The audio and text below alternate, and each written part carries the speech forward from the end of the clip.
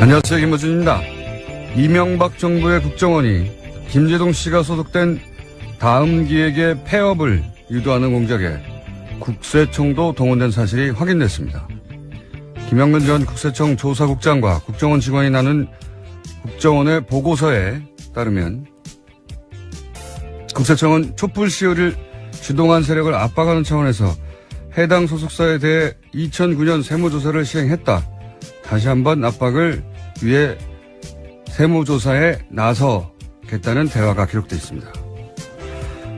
국정원 사이버 사령부 그리고 국세청이 직접 정치 공작에 개입된 것이 짐작이나 심증이 아니라 문건으로 입증이 된 겁니다. 국정원 사이버 사령부 국세청이 동원된 마당에 검찰과 경찰, 기무사는 이명박 정부가 그냥 놔뒀을까요? 그럴 리가 있겠습니까? 이쯤 되면 이명박 정부는 그냥 깡패였던 겁니다. 이런 거 바로 잡자는 게 정치 보복이라면 정치 보복 100번쯤 해도 되겠습니다. 김원준 생각이었습니다.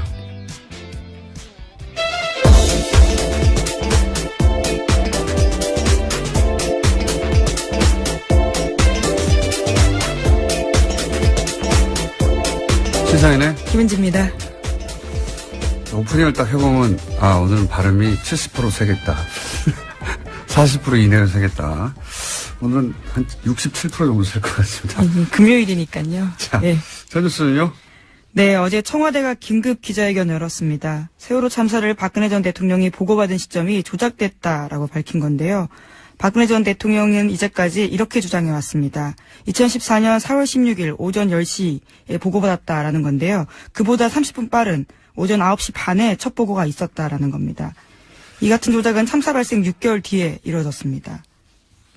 뭐 이런 조작은 놀랍지는 않아요. 예, 당연히 그랬겠거니 하는데 생각해보시면 최순실 딸 초등학교 동창 아버지가 자기 사업 좀 봐달라고 하니까 그걸 들고 대통령식이나 돼가지고 재벌가 오너에 가서 여기 봐달라고 한 사람들이잖아요. 놀랍지는 않은데 여기서 핵심은 첫 번째는 대통령이 첫 보고를 받은 게 9시 30분이라는 거거든요. 실제로는. 네, 그렇죠. 내부 문건에 따르면 그렇습니다. 근데 이 9시 30분은 배가 가라앉지 않았을 때예요. 이때는. 3층 객실은 완전히 물 밖에 있었던 시각이란 말이죠.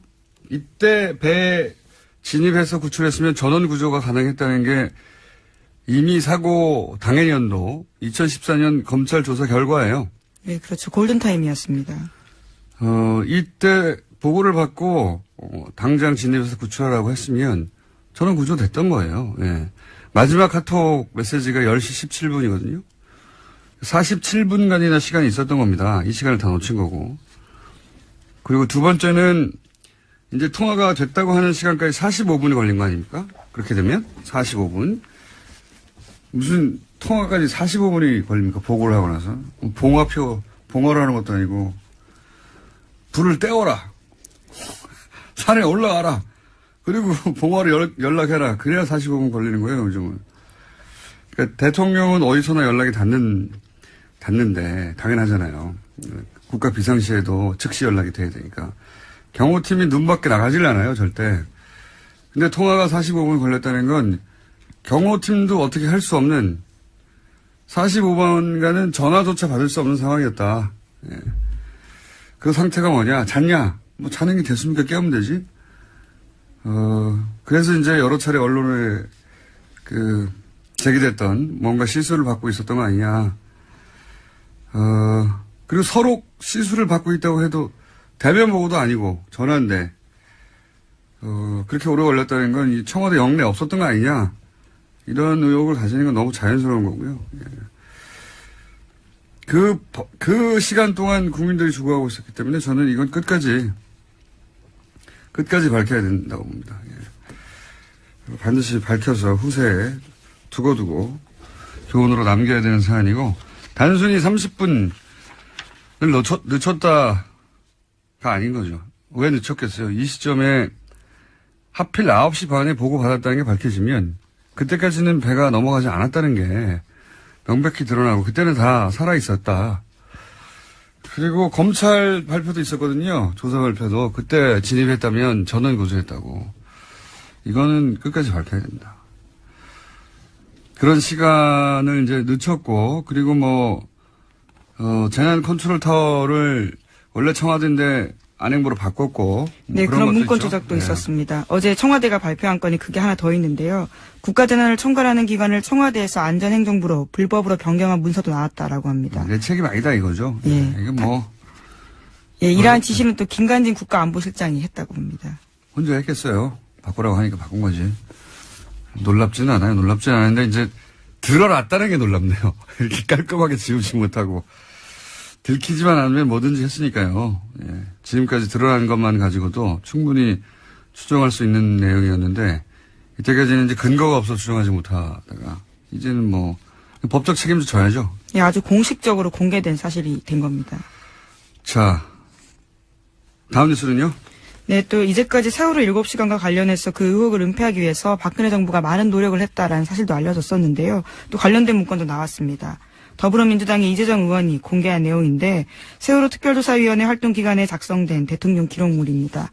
특조위 활동을 막기 위해서 청와대가 다양한 활동들을 했다라는 내용이 쓰여 있습니다. 이것도 놀랍지 않습니다. 예. 대통령이 청와대에서 당시 정상적으로 대응했으면 공개 못할 게 뭐 있습니까? 예. 이렇게 조작하고 있었으니까 공개를 못하는 거죠. 자, 세월호 관련해서 조작한 게 이거밖에 없겠는가? 예. 근본적으로 다시 세월호에 들여다봐야 된다는 생각을 하고요. 자, 다음 뉴스는요? 네, 댓글과 관련된 내용도 계속 전해드리고 있는데요. 군 관련된 소식입니다. 연재욱 옥도경 전 국군사이버사령관이 댓글 활동을 김관진 전 장관에게 보고했다라고 검찰에서 진술했다고 합니다. 이틀 전에 검찰에 두 사람이 나왔었는데 관련된 사실들을 인정한 겁니다. 이 두 사람은 이미 사실은 재판을 받았어요, 관련해서. 그래서 네, 여전히 진행 중이긴 합니다. 한 사람은 선고 유예가 됐고, 한 사람은 집행 유예가 됐어요. 굉장히 가벼운 처벌이죠. 예. 박근혜 정부의 치명적인 재판 관련해서 과연 사법부는 정상적으로 돌아가느냐 의구심이 들 수밖에 없는데 이 두 사람 모두 김관진 전 장관에 대해서는 무관하다고 했다가 네. 김관진 전 장관의 구속 기소가 점점 다가오는 것 같습니다. 전방위적으로 한두 건이 아니에요. 당신의 서면조사조차 하지 않고요. 아예 제대로 조사도 안 하고 끝났었습니다. 그렇기 때문에 밝혀질 게 한두 개가 아닙니다. 자, 다음 뉴스는요? 네, 또 이명박 정부 시절 국정원 이야기도 나오는데요. 정교조 교사들의 탈퇴를 유도하는 공작을 벌였다라고 합니다. 국정원 적폐청산 TF가 확인한 내용인데 국정원 심리전단이 2011년 5월에 원세훈 당시 원장에게 정교조 와해 특수공작 계획을 보고했다고 합니다. 이 팀은요. 배우 문성근 씨와 김여진 씨 합성 사진을 제작해서 유포한 팀이기도 한데 정교조 교사로 위장해서 인터넷에 정교조의 문제를 폭로하는 소위 양심선언글을 올리겠다라는 계획을 보고했다고 합니다. 그리고 실제로 다음 아고라에 그와 관련된 글도 올라갔다라고 합니다. 이게 근데 그때 같이 손발을 맞춘 게 보수단체였어요. 보수단체 학부모 연합이 있는데 이게 어떻게 진행된 거냐면 보수단체 학부모 연합이 전교조에 탈퇴 요구 편지를 보냅니다. 6만 통. 네, 전국에다가 보냈습니다. 거기도 돈이 꽤 들었습니다. 네. 그 돈도 굉장히 들었고. 예, 3천만 원. 예. 그리고 그런 편지를 받자 그 편지를 받은 가짜 교사가 양심 선언을 하는 시나리오예요. 그냥 된 게 아니고. 예, 이것도 놀랍지 않아요. 예. 전형적인 이제 정례 분열 교란 작전인데 이 국정원은 국민들을 적으로 상대하고 적으로 상대해서 하는 모든 행위를 다 했기 때문에 이것도 당연히 했을 것 같아요. 왜냐하면 기억하시는지 모르겠는데 국정원 직원이 안수기도를 받아서 목사 신분이 되어서 예. 기독교 단체를 가짜 기독교 단체를 이끌면서 보수단체 관제대모를 후원하는 역할을 했다고 하는 내부 고발이 있었어요. 예. 네, 코믹 영화 소재 같은 이야기인데 실제였다라는 거죠. 벌써 한 1년 가까이 전에 시사저널 발 내부 고발 기사가 있었거든요. 반신반의했을 수도 있어요. 그때는 이걸 보면 그랬겠거니 합니다.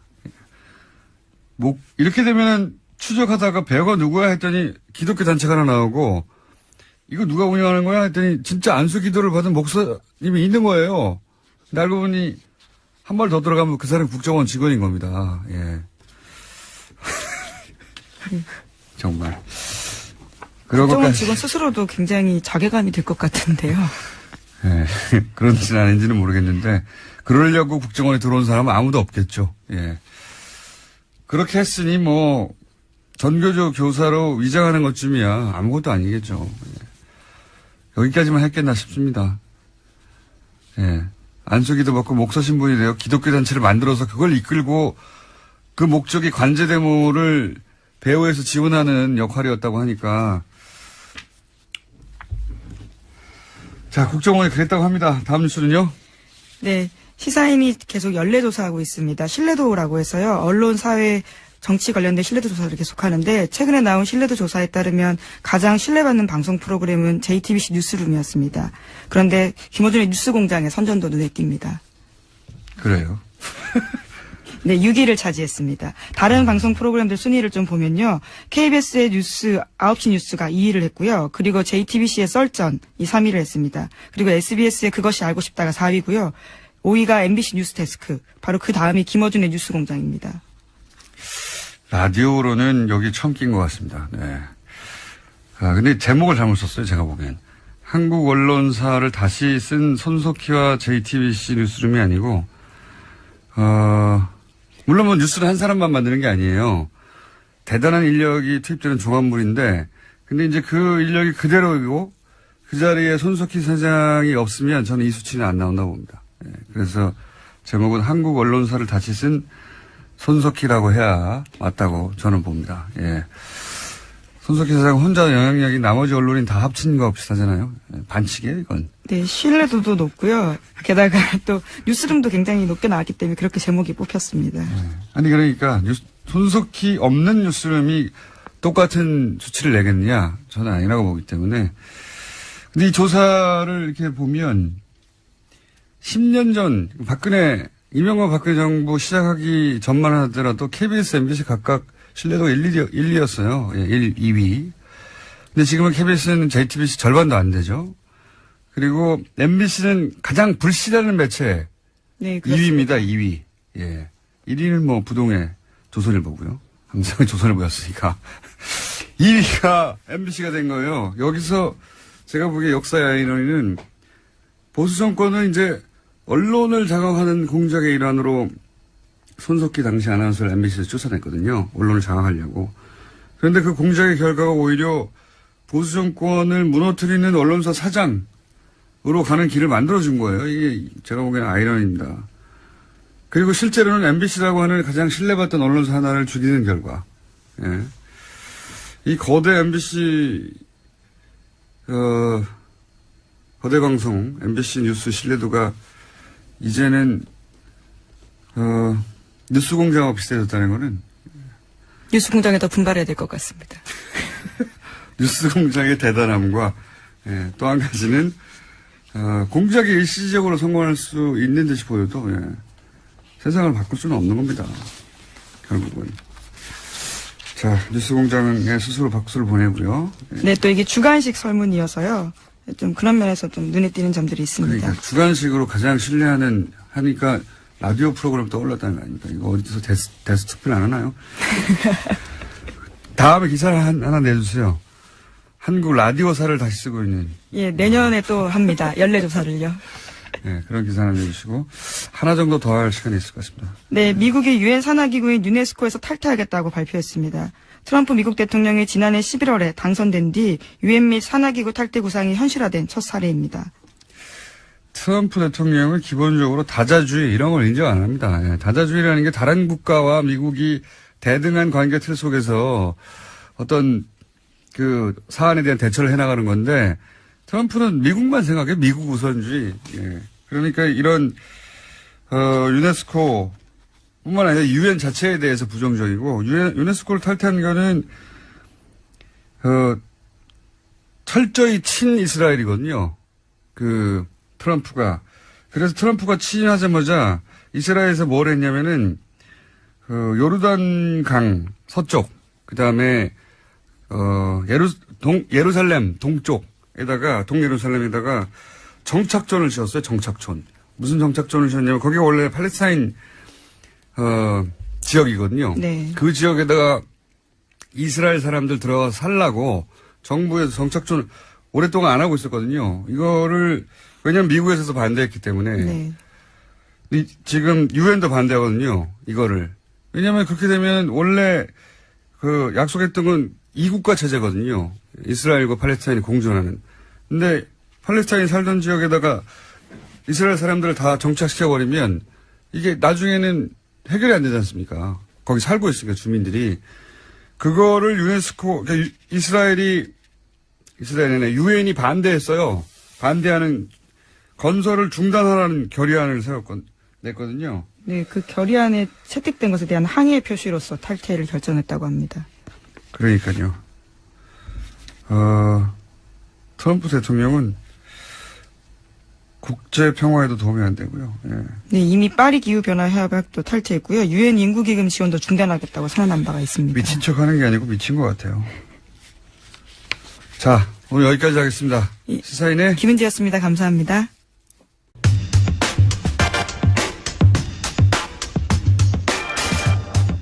바른정당이 11월 13일 전당대회를 앞두고 분당 위기를 맞고 있는 것 같습니다. 바른정당 황영철 의원 연결해 사정 짚어보겠습니다. 안녕하세요, 의원님.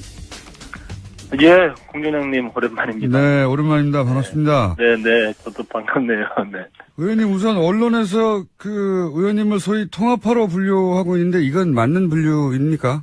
네, 맞습니다. 네. 맞습니까? 지금 통합 노력을 하기 위해서 지금 같이 애쓰고 있습니다. 알겠습니다. 그리고 이제 통합파도 네. 상대적으로 적극적인 통합파도 있고 좀 관망파에 가까운 분들도 있다고 하긴 하던데 이 적극적인 통합파라고 할 수 있는 분들이 당장 몇 분 정도 되나요? 제가 지금 뭐 숫자를 구체적으로 말씀드리기는 좀 뭐하고요. 예. 어쨌든 우리 바른정당 내 삼선 의원인 저와 또 예. 김용태 의원, 예. 김영호 의원, 김영호 의원, 또 이종구 의원님 이렇게 네 사람이 자유한국당 삼선 의원과 이제 지금 꾸준한 만남을 계속 갖고 있고요. 그러다 보니까 아무래도 통합에 더 적극적인 사람으로 이렇게 분류될 수 있죠. 그러면 김무성 의원도 적극적인 통합파 같으니까 최소한 5분 이상의 적극적인 통합파가 있는 거군요. 지금 현재로 봤을 때는 한 9명 정도는 그렇다고 봐야 될 것 같아요. 9명. 야. 예. 하태경 의원은 지난 수요일인가요? 화요일 날 저희 방송에 나와서 자강파가 되어서 통합파도 그 정도 나머지 분들이 상황에 따라 입장을 정할 뿐이라고 했는데 통합파는 대여섯 명이 아니라 한 8, 9 정도 된다고 보시는 거군요? 예, 그렇습니다. 저희가 지금 통합 논의와 관련돼서 서로 의견을 주고받고 있는 의원님이 하태경 의원님이 말씀하신 것보다는 많다. 근데 이런 뭐 숫자 너무 구체적으로 드리는 건 좀 뭐해서 제가 알겠습니다. 자제는 하고 있는데요. 네. 최소 9분 이상, 최소. 그 정도로 생각하면 되는 거죠. 네. 그리고 지난 9일날 유승민 의원, 김무성 의원이 회동을 했는데 결과는 평행선이었다. 이렇게 보도했는데 이 보도는 맞는 겁니까? 예. 저희 김무성 대표님과 또 유승민 의원님과 저도 이렇게 만나서 이야기를 나눴었는데요. 두 분 다 그런 말씀 하셨어요. 그래서 추석 그렇군요. 이후에 만나서 말씀하셨는데 뭐 입장 차이를 좁히거나 그러진 못하셨고요. 서로 상대방의 자기의 이제 입장이라든지 이런 것들을 주로 하셨던 걸로 이렇게 말씀을 들었습니다. 알겠습니다. 어제 김무성 의원이 본인 입으로 이제 탈당 이야기까지 했으니 이제 탈당 혹은 뭐 분당 뭐라고 부르든 간에 돌이킬 수 없는 흐름인 것 같고 남은 거는 이제 인원 시기 이 정도인 것 같은데 먼저 시기는 언제쯤 될 거라고 보십니까?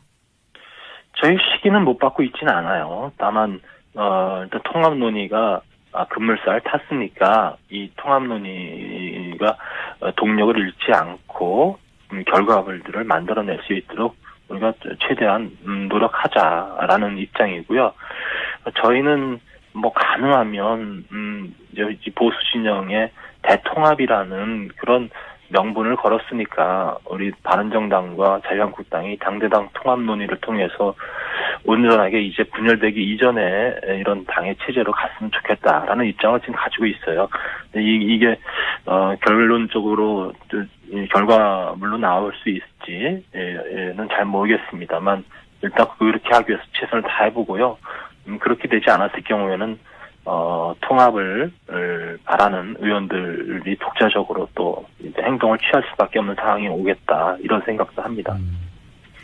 시기를 여쭤본 이유는 이제 김무성 의원은 전당대 전에 결행해야 한다 이런 말씀을 하셔서 통합화 의원들이 대략 그 정도를 데드라인으로 보고 있느냐 이런 질문인데요. 꼭 그렇게 되진 않는다 하더라도 1차적으로는 그러니까 그 전당대회가 갖는 그 시점이 갖는 의미는 전당대회를 치르고 있으면 당에 있는 당원이나 저희들은 또 현역 의원이니까 전당대회에 당연히 참여를 해야 될 것 아니겠습니까? 근데 그 전당대회를 참여하지 않는다는 것은 결국은 이제 당을 떠나겠다라거나 아니면 분당하겠다거나 뭐 이런 상황 속에서 참여를 안 하게 되는 것이죠. 그러니까 전당대회 이전에 우리가 어떻게 해야 될 건지에 대한 방향은 분명히 잡을 것인데 다만 뭐 탈당의 형태라든지 뭐 분당의 형태라든지 이런 형태가 결정적으로 이루어지는 시점은 아직 정확히 말씀드릴 수는 없다. 그리고 저희가 이 통합의 과정은 역시 또 자유한국당 내 혁신의 과정과도 밀접하게 닿아 있기 때문에 그런 여러 가지 상황들을 또 함께 좀 지켜보고 논의하면서 모든 것이 결정이 되지 않을까 이렇게 생각합니다.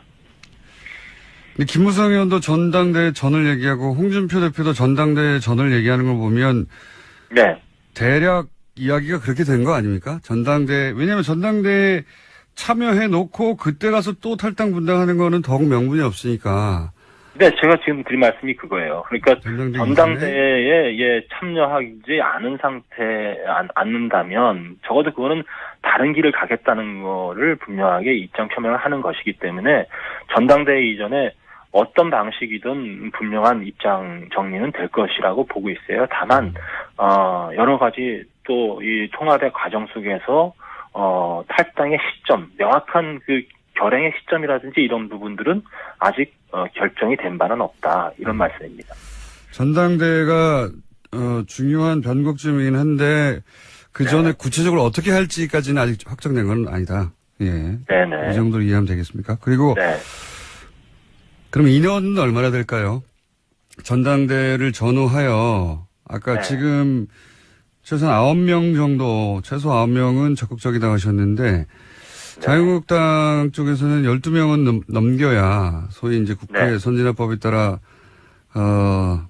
당의 입지가 더 강화되고 법원 처리도 막을 수 있기 때문에 12명을 내심 바랄 텐데 그 정도는 됩니까? 될 거라고 보십니까? 저희는 지금 이 논의의 출발점에 서 있고요. 그리고 우리 바른정당 내 의원님들이 또 지금 여러분들을 또 고민하고 계신 의원님들도 계시기 때문에 현실적으로 몇 명까지다라고 구체적으로 말씀드릴 수는 없는 상황이에요. 다만 이 논의 과정 속에 의원님들이 더 포함이 될 수도 있고 또 아니면 또 생각이 달라서 더 줄어들 수도 있는 상황이 될 수도 있죠. 목표치가 어떻습니까? 목표치. 예. 그런 목표치를 두고 있지 않습니다.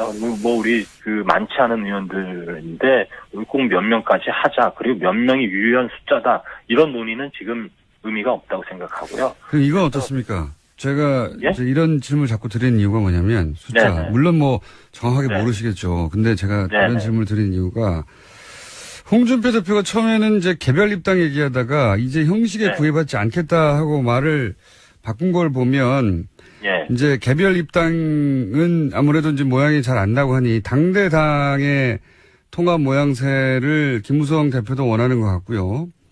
근데 이제 지금 자강파들이 결사 반대하지 않습니까? 그분들이 다수, 예를 들어서 절반 이하라 하더라도, 뭐, 한 대여섯 명밖에 안 된다 하더라도, 결사 반대하면 당대당의 모양은 안 나오는 거지 않습니까? 어떻게 네. 당대당 혹은 그에 준하는 형태의 결합을 하겠다는 거지. 그림이 잘 안 그려졌어요. 어떻게 하겠다는 거죠? 일단, 바른정당이 전체가 다 함께, 자유한국당과 합쳐지는 사항이 아니라면, 그건 당대당 통합이라고 얘기하기는 어렵겠죠. 다만, 전체적으로 봤을 때, 어느 쪽으로 가는 의원들이 더 많은가는 대단히 중요한 의미를 둘 수 있을 것 같아요. 네, 그런 의미에서, 최대한 좀 많은 의원들이 다시 이 자유한국당의 합당 문제에 참여하기를 바라는 것을 저는 희망하고 있다고 이렇게 보고 있고요. 그리고 홍준표 대표도 최근에 하여튼 많은 변화가 있으셨어요. 처음에 우리 바른정당에 대한 아주 혹독한 비판과 또 좀 여러 가지 안 좋은 표현들을 썼었는데, 그래도 뭐 추석 연휴 동안 많은 분들과 대화도 나누신 것 같고, 그런 걸 통해서 당대당 통합도 이렇게 전형적으로 제안하고 그래서, 이 통합론에 굉장히 물꼬를 튼 역할을 저는 했다고 보고요. 그런 자유한국당 내의 기류의 변화라든지 이런 게, 아무래도, 우리 통합 분위기를 만드는 데 많은 도움이 되는 것 같습니다. 그리고 무엇보다 중요한 것은 자유한국당 내에, 사실상 굉장히 이 친박과 또 박근혜 대통령과의 관계를 단절하는 것이 쉬운 일은 아닐 텐데, 그런 부분들이 조금씩 이제 가시화되고 성과물로 이제 나오고 이런 것들을 좀 보면서 그래도 좀 이런 부분들이 어떤 통합의 움직임들을 가속화시키고 있지 않은가 이렇게 생각합니다. 혹시 제가 아까 그 질문을 드린 이유는 뭐냐면 당대당 자강파가 반대하더라도 당대당에 준하는 모양새가 더 갖추겠다고 이제 김성 대표가 얘기한 것이 혹시 이런 거 아니에요? 주호영 원내대표도 이제 통합하니까 대표적인. 네. 자강파가 이제 소수가 되면 반대하더라도. 주호영 원내대표가 이제 당내 일부 반발이 있지만. 다수 의견으로 당대당 선언을 일방적으로 해버린다. 이런 그림도 가능한 거일까요? 저희들이 이 통합해 가는 과정 중에 너무 무리한 방법, 그리고, 또, 일방적인 방법, 이런 방법을 쓰려고 하지는 않을 겁니다. 그렇게 하지 않을 것이고요. 바른정당은 그래도 당으로 갖춰져 있기 때문에 바른정당 내에, 의견을 수렴하고 또 의견을, 어떤 의사를 결정하는 구조가 기본적으로 당원 당규에 있습니다. 그래서 그런 당연 당규를 넘어서는 그런 형태는 이루어지기가 어렵다고 보고요. 또 그렇게 해서는 저는 안 된다고 생각합니다. 다만 지금 바른정당 내에서 지금 통합에 참여하는 분들의 우리 현역 의원들의 비중이 어느 정도가 통합에 참여하느냐는 대단히 좀 중요한 의미가 있다고 보고 있거든요. 그런 차원에서는 더 많은 숫자의 의원이 통합에 참여할 경우에는 오히려 바른정당의 중심이 통합으로 갔다 이렇게 얘기할 수는 있다고 보죠. 근데 이 질문을 이제 기본적인 사항은 제가 질문을 다 드렸고 이 질문은 하지 않을 수 없는데 저도 그렇고 다른 언론도 다들 똑같은 질문을 하게 될 텐데 지난번 뉴스공장 출연했을 때만 하더라도 자유한국당 없어졌으면 좋겠다고 하시지 않았습니까? 불과 2달 전입니다. 근데 2달 사이에 없어졌으면 하던 당이 다시 복귀할 만한 당이 갑자기 되어 있을 리는 없을 것 같은데요. 그렇지 않습니까? 저도 오늘 사실은 이 뉴스공장 출연 요청을 받으면서 공장장님이 무슨 얘기를 할까 생각을 많이 했는데 딱 그 얘기를 저한테 하실 것 같다는 생각을 했어요. 본인이 하신 얘기입니다. 제가 물어봤더니. 그러게, 저도 지난 대선 과정에서 동료 의원들이 자유한국당으로 갈 때 고민 끝에 이제 바른정당에 남아 있으면서 바른정당이 보수의 적자로서 성공하기를 진심으로 바라면서 이제 같이 왔었는데 결국은 바른정당에서 할 만큼은 한 것 같습니다. 할 만큼은 한 것 같은데, 더 이상의 보수의 적자로서, 이 보수를 끌어모으는데 한계가 있을 수밖에 없다고 이런 판단이 들었고요. 그리고 솔직히, 이건 인간적으로 우리 공장장님께 드리는 말씀입니다. 저는 또 지역에 많은 분들이 저와 고민하고 정치를 함께 해왔던 분들이 계세요. 이분들이 이제 내년 지방선거를 앞두고, 본인들의 거취와 관련된 문제, 또 지역의 여론과 관련된 문제를 저에게 많이 조언해주고 또 저의 갈 길을 같이 논의하고 있습니다. 근데 그런 논의 끝에 이제 자유한국당과의 합당 내지 이제 복당이라는 그런 입장을 정리하게 됐고요. 저는 아직 제가 이렇게 합당이 되더라도 해야 될 일은 참 많이 남아 있을 거라고 생각합니다. 많이 부닥칠 거라고 생각하고요. 그러나 최선을 다해볼 생각입니다. 그 지방선거를 준비해야 하고 지금 현재 바른정당으로는 그것이 어렵고 뭐 현실 정치인이 선거를 준비하는 것은 이제 죄가 아니죠. 그건 제가 이해가는 면이 있습니다. 근데 네. 이제 선거라고 하는 정치적 현실도 중요한데 네. 그렇게들 탈당하고 나면 이제 남은 자강파는 뭐 몇 명이 될지 모르겠지만 어쨌든 소수 정당이 될 텐데 쪼그라들어서. 네. 그렇게 되면 정치적 의리도 굉장히 중요한 거 아닙니까? 그 의리가 개인적인 게 아니라 새로운 보수를 시작해보자. 이렇게 거대한 명분으로 뭉쳐서 같이 시작한 건데 그분들 다 추운 한겨울에 밖에 두고 다시 큰 당으로 돌아가시면 이거 의리를 저버린 거건 맞지 않습니까? 저는 그래서 이제 지금 이 시점에서 가장 바람직한 것은 당대당 통합을 통해서 예전에 새누리당의 형태, 우리 분당되기 이전의 형태까지 다시 복원이 됐으면 하는 바람을 솔직히 갖고 있고요. 그리고 그렇게 다시 모여서 그 안에서 보수의 개혁 또 우리가 가고자 하는 하나된 보수로서의 어떤 그 단일 대우라든지 이런 부분들에 대해서 함께 노력해봤으면 좋겠다는 그런 알겠습니다. 희망을 아직도 좀 갖고 있습니다. 알겠습니다. 지금은 아직도 네. 뭐 상황이 유동적이라 저희가 네. 조금 더 네. 긴박해지면 의원님 한번 네. 다시 연결하겠습니다. 네. 알겠습니다. 오늘 네. 상황 파악은 됐습니다. 감사합니다. 네, 고맙습니다. 네, 지금까지 바른정당의 황영철 의원이었습니다.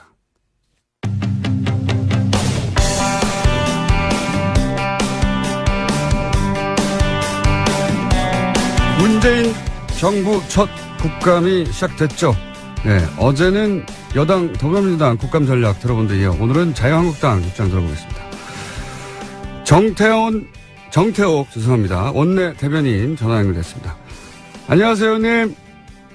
예, 공장장님 오랜만이네요. 뉴스공장에 몇 번 출연하시고 나서 굉장히 지명도 올라가셔가지고, 네. 뭐, 그래서, 이 적폐 의원이야 그런지 아예 안 부르대?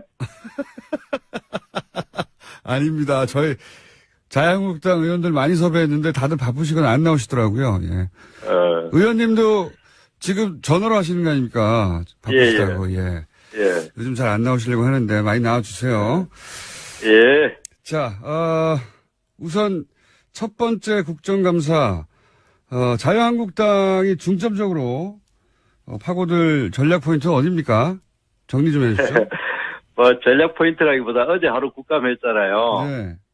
그러니까 분위기가 많이 바뀌었어요, 작년하고. 어떻게 바뀌었습니까? 작년에 야당, 그러니까 지금 여당 된 사람들 있죠. 네. 작년에 뭐 대단했어요. 소리 지르고 시끄럽고 뭐 길고 장황하고 그리 하더니 원래 뭐 상당히 조용해졌어요. 여당이니까요, 이제. 예.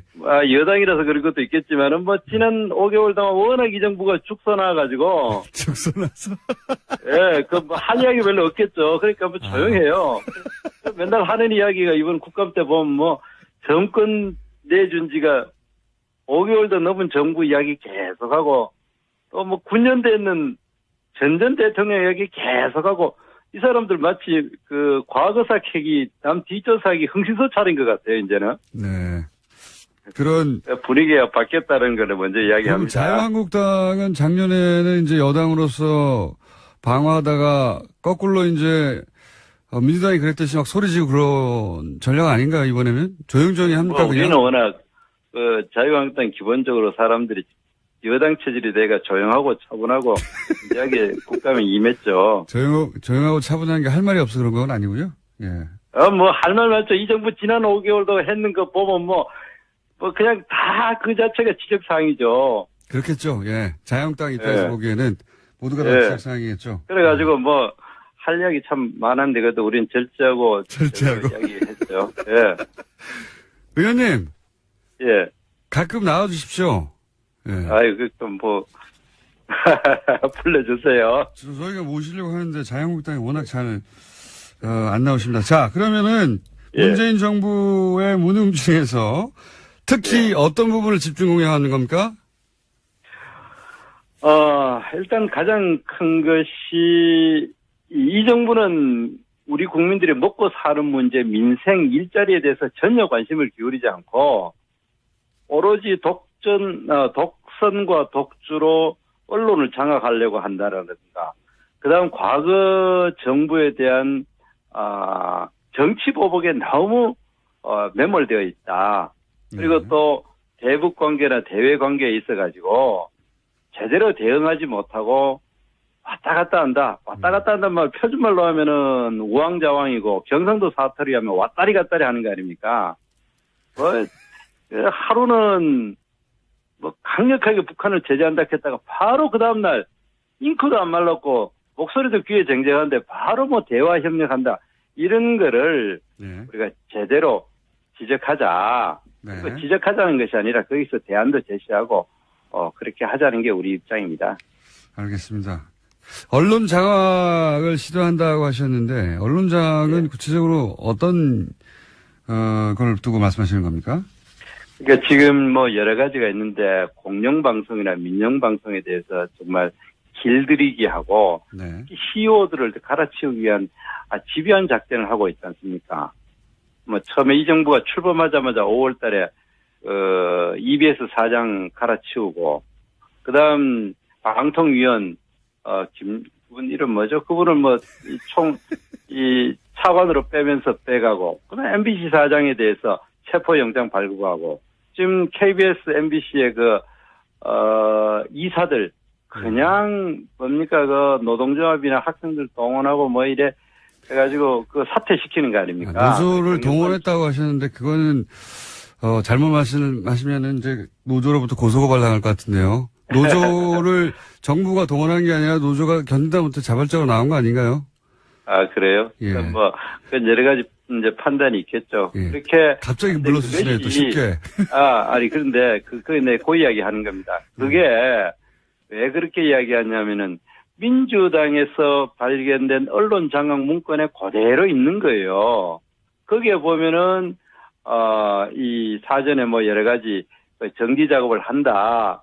그 노조를 통해 가지고 공격하게 해가지고 물러나게 한다. 이런 게 정확하게 나와 있어요. 그렇기 때문에 우리가 그렇게 이제 동원한다는 표현을 할 수밖에 없는 거죠. 그 민주당이 왜 그런 문구를 만듭니까? 그러면 노조가 누구의 지시를 받았다고 보십니까? 그 말 하시니까. 누구의 지시라기보다 전체적인 이 여권의 동향에 있어가지고 네. 순수 독자적인 움직임은 아니라고 저희들은 판단하는 거죠. 그러니까 순수 독자적인 움직임이 아니라고. 아니 저는 이걸 여쭤보려고 한 건 아닌데 예. 그쪽 얘기를 하시니까. 예. 노조가 이제 순수하게 독자적으로 판단하는 게 아니라 정부의 어떤 지시를 받거나 또 정부와 어떤 연결고리가 있다. 그래서, 그렇게 한다고 이제 주장하셨으니까. 어떡합니까? 방송을 이미 말씀하셨으니까. 예. 자, 또 딴 거 하죠. 딴 거 하죠. 알겠습니다. 자, 언론 장악은 그렇게 이해하고 계시고, 과거 정부에 너무 매달린다. 과거 정부 적폐청산이라고 하는데 이게 정치보복이다. 이런 말씀이신 거죠? 예. 거기에 덧붙일 말씀은 없으십니까 혹시? 정말 이번 추석 때 많은 사람들 만나면요. 예. 국민들이 먹고 사는 문제에 좀 관심을 기울여 달라는 거예요. 네. 제대로. 지금 이 정부가 과거사 저렇게 뭐 뒷조사 이래 하는 거 정성에 반만 들이면은 네. 국민 먹고 사는 거 좀 잘할 거 아니냐. 대표적인 네네. 게 원전 문제예요. 원전 문제. 지금 우리 그 원전에 관해서는 우리가 일자리가 우리나라에 30만 개 있는데 어느 날 갑자기 공사 잘 되고 있던 신고리 오르크 공사 중단해가지고 그 사람들 다 그냥 할 일 없이 있잖아요. 그리고 또 외국에 원전 수출하려고 하던 거 다 못하게 만들어버리고 그다음 우리 자유한국당이 대학생들한테 인기 별로 없는데 요즘 인기 일부에 있어요. 그게 어딘지 아십니까?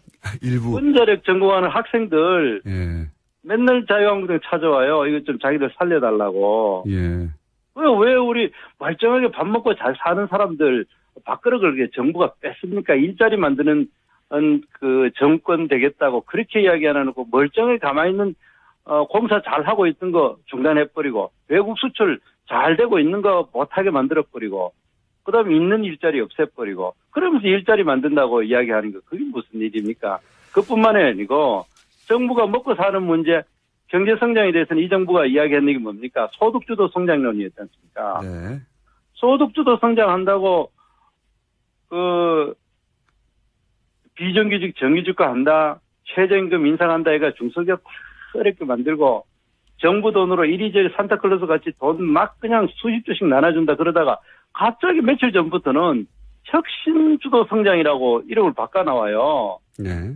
혁신주도 성장하면 혁신주도 성장을 제대로 해야 되는데 내년도 예산을 원래 제출돼 있잖아요, 국회에. 네네. 제가 그거 찾아보면 혁신 관련 예산은 오히려 죄다 깎아놨어요. 그래 놔놓고 혁신주도 성장 말로만 하면 됩니까? 텔레비에 나와가지고 뭐 좋게 그냥 뭐 요즘 YTN 하고 뭐 완전 난리치지만요. 그 혁신 성장한다고. 그렇게 한다고 혁신 성장이 됩니까? 예산 다 깎아버리고 이제까지 준비도 안 돼 있고 그 담당 주무장관 아직 임명도 안 하고 있잖아요. 그래 이런 것에 대해서 좀 관심을 기울이라는 겁니다. 과거사 청산 그 적폐 청산하는 것도 물론 중요하죠. 그거는 검찰에 맡기고 정부는 국민 먹고 사는 문제 그런 데에 대해서 밥그릇 차지 말고 제대로 해라. 그게 우리 민심입니다. 알겠습니다. 예. 그러니까 이제 과거에 매달리지 말고 민생을 챙기라 이런 말씀이신데 어제 똑같은 이야기를 이제 어제 나온 여당 홍익표 의원님이 그렇게 주장하는데 예. 과거 문제를 바로잡는 게 민생과 직결된다라고 하셔가지고 제가 연결해서 한 가지만 여쭤보자면 예. 이명박 정부 시절에 이제 캐나다 하베스트 투자권이라는 게 있었습니다. 예, 예. 그 예가 나와서 이제 그걸 여쭤볼게요. 근데 네. 제가 이게 제가 정무위원회고 네. 그러니까 사실 제가 그 문제는 잘 몰라요. 그는 딴 분은 진짜 내가 대변인을 하면서도 그 문제에 대해서는 내가 별로 깊이 관여할 일도 없었고 알지는 못해가 지금 그 이야기라면 뭐 어제 질문사항에 그게 들어가 있더라고요. 근데 예, 예. 내가 답변할 처지가 못 된다. 그게 뭐 우리가 궁색해서가 아니라 예. 그 내용 자체를 내가 잘 몰라요. 그러면 예. 그냥 쉽게 설명드리면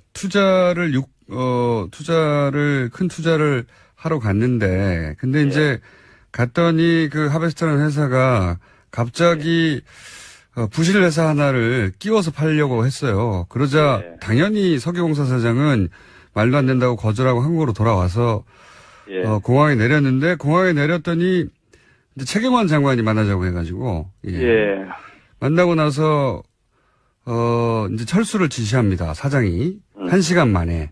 그러니까 처음에 캐나다에서 철수를 지시하고 돌아왔는데 한국에 돌아오자마자 다시 협상하라고 지시를 합니다. 최경환 전 장관을 만나고 나서. 근데 그때 끼워 팔게 하는 회사가 1조짜리예요. 예. 아니 그거를 내한테 지금 설명할 필요가 없고요. 제 말은 한 가지 되게 자세한 내용을 여쭤보자는 게 아니라 그런데 왜 중요한 거는요. 이 자원 개발에 관한 거는 그 구체적인 상황은 모르겠고 자원 개발에 하는 많은 시간이 들고 그리고 실제로 엄청나게 여러 군데 투자해가지고 성공 확률이 굉장히 낮은 사업이에요. 그런데 그거를 맞습니다. 5년 정도 10년 돼가지고 이걸 갑자기 판단하는 문제가 바람직하지 않고 그 자원 외교의 성공 실패가 아니라 제가 여쭤보고 싶은 거는 예.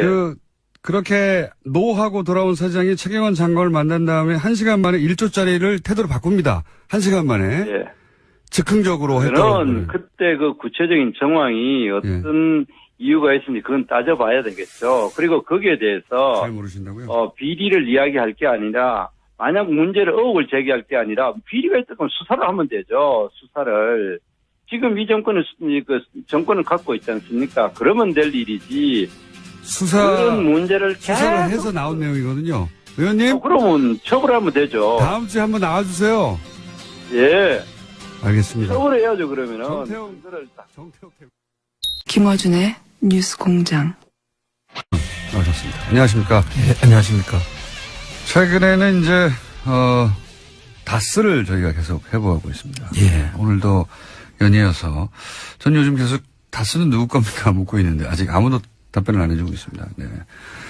다스는 누구 겁니다 묻기 국민운동을 벌이려고요. 예. 누구 겁니까? 갑자기 밥 먹다가 친구하고, 예, 밥 먹다가, 야, 근데 다스는 누구 거냐? 이렇게 밥 먹고. 아마 다들 국민들은 다 알 텐데, 한 사람만 모르고 있는 것 같아요. 자, 최근이라고 하면 좀 부정확하니까, 3일 전에 이제, JTBC에서 전혀 다른 각도의, 저희 뉴스공장에서 다루던 것과는 전혀 다른 각도의, 이시영 씨가, 다스의 알짜 해외 자회사들 대표로 작년 말부터 올해 초 사이에 연속으로, 대표가 되었다. 조카에게, 최재주는 이명박 전 대통령의 형님인데, 예, 주식이 하나도 없는 조카에게, 더군다나, 자신의 아들은 자천시키면서 회사를 넘겨주고 있는 게 이게 말이 되느냐. 뭐 이런 얘기를 하고 있습니다. 이렇게 외국의 다스 알짜 회사의 대표가 된다는 건 어떤 의미입니까? 해외 쪽 비중이 상당히 높은 회사거든요, 다스가. 네. 그 해외 쪽 비중이 아마 국내보다 지금 전체적으로 더 높은데, 그 중에서도 중국에 있는 그 계열사들은 전체 비중 중에서 상당히 많은 부분을 차지하는 그런 회사가 됩니다. 현대자동차가 중국에 크게 진출했었으니까요. 예, 네. 전부 이 회사는 이제 전부 현대자동차에 납품을 하는 전략 납품을 하는 회사인데 거기에 해외 쪽에 법정 그 CEO를 맡게 됐다는 것은 해외 쪽 일은 전부 그 다 장악했다. 네. 이렇게 중요한 얘기하시죠. 회사들은 다 장악했다.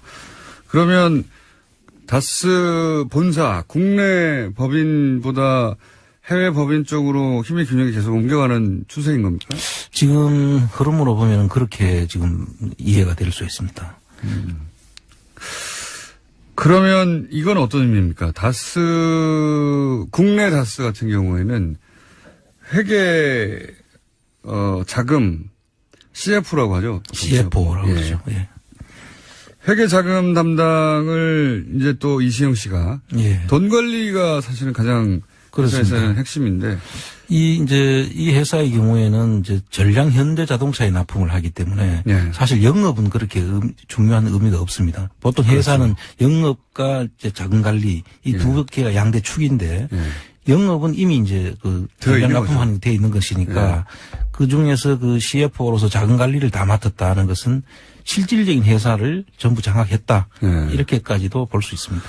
국내는 CFO가 되고 해외는 알짜 회사들의 대표가 된 겁니다. 그러니까 사실상 자금을 장악하고 그리고 가장 많은 매출을 올리는 해외 자회사들 대표가 된 겁니다. 네. 주식은 한 주도 없는데 여기서 중요한 건 그렇습니다. 주식은 단 한 주도 없고 실제 주식 최대 주주 이상은 씨 그 아들은 자천까지 시키고 이건 진짜 이상한 거죠. 총괄 부사장에서 지금 충남 아산의 그 부사장으로 그냥 가서 책임대로 강등된 거죠. 총괄이라고 하면 그야말로 다수사 모든 자회사들을 총괄하는 의미인데 이젠 그게 아니라 충남 아산 공장 책임자가 된 겁니다. 그렇습니다. 아산 공장 책임자로 그 최대 주주의 아들은 그렇게 자천시키고 주식이 하나도 없는 이시영 씨가 회사의 돈 관리하고 해외 대표가 돼버린.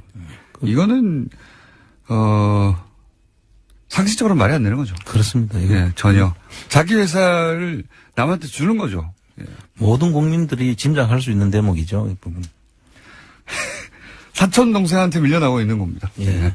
조카에게 회사를 물려주고 있는 거고. 이건 뭐 도저히 이해가 불가능한 상황인데, 그런데 이런 일이 벌어지고 있고, 이에 대해서 다스는 누구 겁니까? 묻는 곳은 뉴스공장하고 JTBC밖에 없다는 건 이건 더 이상합니다. 왜 안 묻는 거죠? 예. 번개 한번 쳐줘요. PD는 항상 번개를, 천둥 번개를 다 지나간 다음에 요청을 해야 하거나 아니면 자기가 생각났을 때 아무 데나 합니다. 매우 부족한 PD입니다. 자, 이런 일들이, 작년 말부터 올해 초. 그러니까 이제 정권 교체기 혹은, 뭐랄까요. 전국이 뒤흔들릴 때. 예. 예. 벌어진 거죠. 그렇습니다. 불안했던 것 같아요, 뭔가. 예. 예. 상당히 지금 안에 내부에서도 그렇게 느끼는 거 아닌가 짐작이 됩니다. 실제 이제 그 주진우 기자의 취재에 의하면 다스 내부에서도 대단히 지금 여러 가지 우려가 많다고 그런 얘기가 계속 나온다고 하죠. 주진우 기자 나왔을 때 그 얘기는 하기로 하고. 그래서, 우리가 이제 신경 못 쓰는 사이에, 예, 이명박 전 대통령이 실소유주 아니냐고 의혹이 아주 오랫동안 제기되어 왔던 회사의 지배구조가 근본적으로, 바뀌고 있다가 아니라 바뀌었다. 예. 이미 사실상 CFO가 됐으니까요. 이런 케이스를 본 적이 있습니까? 주식이 하나도 없는데 이런 1조 매출의 회사에 사실상 돈 관리와 해외 알짜 회사를 다 가져가 버리는 경우를. 전혀 들어보질 못했죠. 아주 이상한 케이스입니다. 이 케이스는. 최초의 케이스가 아닌가 싶습니다. 네. 최초의 케이스라고 봐도 될 것 같아요. 자, 그러면서, 갑자기 생각나는 것이 지금은 이제 곤욕을 치르고 있는 바른정당의 이혜원 전 대표가 예. 2011년입니다. 그러니까 이명박 정부 말기죠. 예. 그것도 말기 중에 말기인 것이 2011년 12월에. 예. 예. 그런 얘기를 한 적이 있습니다. 갑자기 생각날 수밖에 없는 것이 다스 본사를 싱가포르로 이전하려는 계획이 있다. 그 당시에 그런 소문들이 많이 떠돌았죠. 예. 그래서 그걸 문제 제기했어요. 이건 어떤 의미였을까요? 그 당시에 이 다스의 실소유주가 국내에서 만약에 바뀌게 되면 네.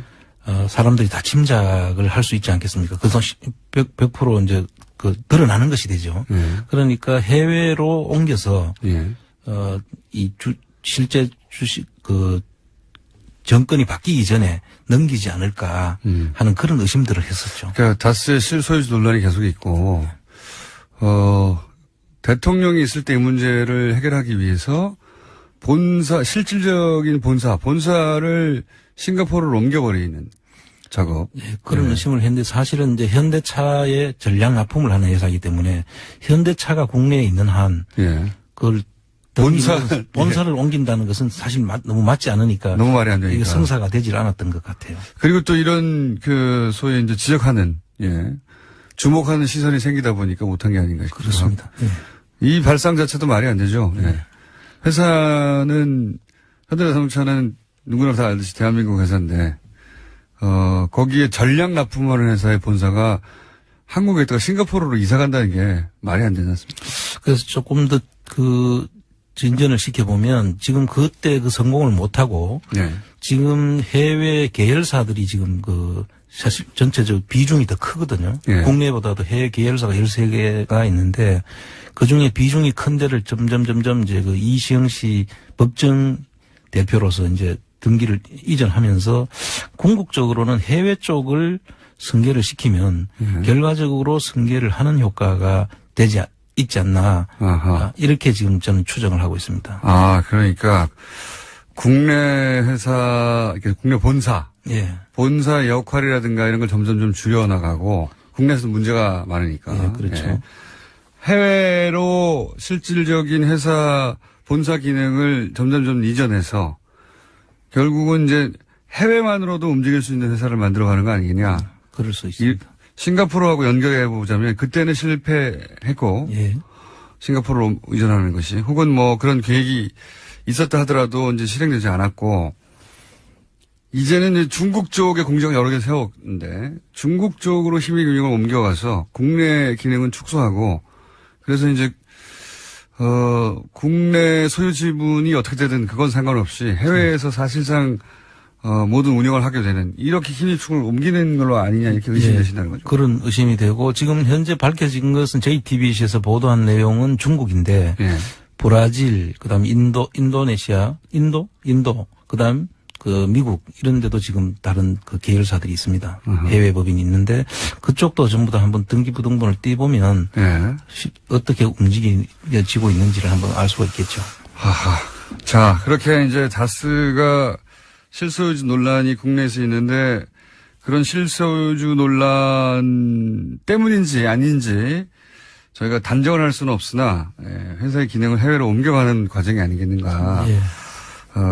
이런 추정이시고 자, 그래서 저희가 이 다스 주식 구매 가능하냐. 예. 왜냐하면 20%를 상속세 대신에 네. 예, 물납을 하였기 때문에 요 물납한 것은 현재는 국가 소유인 예. 것이죠. 현금화되지 않은. 그렇습니다. 그런데 현금화되지 않은 이 물납된 주식을 그동안은 캠코라고 하는 주식 자산관리공사인가요? 예. 자산관리공사에서 현금화해야 하는데 아직도 5년째 현금화 못하고 예. 5년입니까? 몇 년입니까? 5년 이상 6년 정도 되는 것 같네요. 예.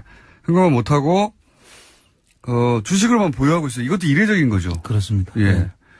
국가가 주식 투자를 하는 게 아니기 때문에 그걸 현금화해야 되는데 세금이니까 그냥 주식으로만 들고 있는 거 아닙니까? 예. 예. 그 당시에 물납을 할 때 부동산으로 하면은 부동산은 비교적 처분이 쉽지 않습니까? 예. 그래서 그 부동산이 처분될까봐 사실 부동산들을 꼼수를 좀 부려놨다는 건 전번 시간에 이야기를 했지 않습니까? 예. 그리고 이제 주식으로 물납을 해놨는데 이 물납 금액이 그 당시에 우리가 전번에 봤을 때는 843억인가 뭐 예. 그렇게 그것도 당시 기준으로 2배 이상 예. 2배 정도를 이제 업시켜서 예. 평가를 해놨는 거예요. 실제보다 비싸게 해놨기 때문에 아무도 못 사는. 예. 60%로 떨어져도 예. 실질적 그 당시 가치보다는 높아서 실제로 살 사람들이 없었죠. 예. 지금 최근에 지금 이 내용을 보니까 그거에 한 800억, 한 1,500대로 지금 올라가 있는 것 같아요. 800억도 비싸서 안 예. 팔렸는데. 그 18회 경매가 진행이 됐더라고요. 예. 올해 1월 달까지. 계속 유찰되는군요. 그 예. 유찰될 뿐만 아니라 아예 그 조회하는 사람들이 없어요. 그 경매를 하기 위해서는 그런 물건에 대한 조회 횟수를 보면 알 수 그렇죠. 있는데 그 조회가 어떤 경우는 뭐 19회에서 한 19회. 50회 이래 돼 있는데 담당자들이 그렇게 해본 정도밖에 안 될 것 근데 같은데. 이 부분에 대해서 지금 찾고 있는 일부 기자가 그 중에 한 20%는 그 기자가 했다는 거예요. 기자들이 했거나 또는 청장님처럼 궁금해서 클릭해 봤거나 물건이 나왔는데 조회가 뭐 10회, 뭐 몇십 회 정도 예, 불과하다. 밖에 안 되는 거죠. 그래서 계속 지금까지 18회 연속으로 유찰되었고 유찰되는 과정에서 가격은 더 올라가지고 예. 거꾸로 한 배가 더 올라가 있죠, 그때보다. 보통 유찰되면 가격이 떨어져야 되는 거 아닙니까? 그렇습니다. 그리고 원래는 한 2년이나 3년 정도마다 이제 평가는 새로 하게 돼 있지만 네. 그 사이에 회사가 그렇게 2배가 올라가야 될 정도로 가치가 올라갔는지 이 캠코에서 어떻게 이걸 산정했는지 한번 보고 싶은 부분입니다, 사실. 자, 그러면 1,800, 저희가 이제 다스 그 20% 해당되는 다스 주식을 매입하는 게 어떻겠냐. 그래서 예. 이제 굉장히 좋은 회사니까 지금 탄탄하고 전량 현대 납품하는 좋은 회사니까 주식 매입하자고 했는데 1,500원이면 너무 큰데요, 이제. 그래서 이제 사실 저도 이걸 다주매 운동을 우리가 다스 주식 매입 운동을 지금 벌이려고 제가 이거 관심을 가지고 이제 보니까 연구를 하셨는데 예, 보니까 이제 처음엔 한 덩어리로 나온 줄 알았죠. 예. 그런데 이게 세 덩어리로 나눠지긴 아, 나눠지더라고요. 예. 세 덩어리 중에서 13%, 3% 뭐 이런 정도 3%짜리 가 있습니다. 3%짜리. 근데 이 3%짜리를 평가를 했는데 보니까 예. 3%가 240억이에요. 그래도 그게 1,500보다는 가깝지 않습니까? 200억. 예. 그래도 어쨌든 간에 이제 앞으로 우리가 관심 가지고 할 수 있는 그 금액은 이제 많이 내려왔다. 3%대가 있다. 부분에서 그 3% 처음엔 다 사야 되는 줄 알았는데. 그렇습니다. 예. 3%. 200억이요? 240억입니다. 240억이면은. 그런데 이거를 60%까지 떨어지면 한 145억 정도 선에서 아마 수익 계약을 할 수가 있을 그런. 145억. 예, 그렇습니다. 145억. 일단 그 다스 주식을 가지고 다스에 우리가 진입을 하기 위해서 필요한 주식이 현재까지는 3%가 지금 현재 우리 그 가시권에 만약에 145억이면 10만 명 모으면 뭐 얼마씩 내는 겁니까? 14만 원입니까? 그건 좀 계산을 해봐야 되겠습니다. 이럴 때 저희 PD가 계산기 돌려야 되는데요. 네, 또 멍하고 쳐다보고 있는데 번개를 치든가 계산기를 돌리든가 둘 중에 하나를 해야지. 계산이 안 되는 게 번개부터 쳤습니다. 네. 곧 계산해서 저희한테 알려줄 테고 한 10만 명이면 저는 한 14만 원이면 될 것 같은 공 숫자가 헷갈리네요. 네. 네. 그러면 실제 145억 정도다. 가시권에 들어올 수도 있는 그렇습니다. 거죠. 지금 그래서 P2P 방식으로 펀딩을 할 수 있지 않나 해서 지금 전문가들하고 지금 의논 중에 있습니다. 청장님이 얼마나 미울까요? 저쪽에서는. 이게 이제 그런 절차가 있느냐가 문제인데 그런 절차가 있을 수도 있다는 거죠. 지금 연구 중이신 거죠. 예. 예. 그래서 이게 정당하게 구매하는 겁니다. 정부로부터. 그렇습니다. 무슨 꼼수가 아니라. 예. 그렇습니다. 그 국민들이 이제 누구든지 열려 있는 것이니까요. 예. 공매로. 누구든지 살 수 있는데 이때까지 아무도 안 샀던 거예요. 그렇습니다. 예. 너무 비싸서 안 샀는지 혹은 그것이 실소유주 논란이 있기 때문에 괜히 저기 연루되기 싫어서 안 샀는지는 모르겠으나, 예. 그렇습니다. 그래서 아예 있는지 없는지를 접속을 그렇게 안 했더라니까요. 알리지도 않았나 봐요. 18회가 진행되는데 그 중에서 어떤 거는 19번, 어떤 거는 50번 정도. 그게 다예요. 그게 전부 다. 예. 예. 있을 수 없는 일이죠. 논란의 소지가 있는 주식에서 안 사는지 어떤지 모르겠으나 저희는 관심이 있습니다. 논란이 있든 없든 간에. 네. 회사가 좋기 때문에. 일단 그 진입이 돼야 예. 이 누가 대표로 선임이 됐는지 꼭 우리가 등본을 안 띄봐도 그 내용에 대해서 우리가 자료를 요구도 할 수 있고 네. 감시가 가능해지는 것이죠. 그러니까요. 아니 이제 다른 걸 다 떠나서 실소유주고 뭐고 간에 회사가 탄탄하지 않습니까? 그렇습니다. 회사가 탄탄하고 1조 매출이고 지금 현대 전략 납품하고 아니 2조입니다 지금. 이제는 2조예요. 국내하고 해외가 1조가 넘고요. 예. 국내도 거의 1조에 육박하는데 거의 그 매출액 기준으로 보면은 대기업입니다. 아주. 이미 계산을 하신 분들이 있네요. 1인당 10,000원이면 14만 명이면 된답니다. 맞나? 계산 좀 해봐. 우리 PD. 또 멍하게 혼내야 돼요, 저 PD. 네. 자, 1인당 140만 원이면 몇 명이냐? 14만 원이면 몇 명이냐? 14,000원이면 몇 명이냐? 계산에, 방송이 끝나기 전에. 일반적으로는 그런 이 물건이 나오면 이게 공매고, 이게 그 좋은 물건을 구매할 수 있는 좋은 기회니까 조회수가 많을 거 아닙니까? 그렇습니다. 예. 근데 이 부분에 대해서는 이제 비상장 주식보다는 상장을 할 때 네. 상장 차익이 커질 수가 있거든요. 예. 근데 이 상장을 하지 않을 것으로 이제 사람들이 생각을 하니까 예.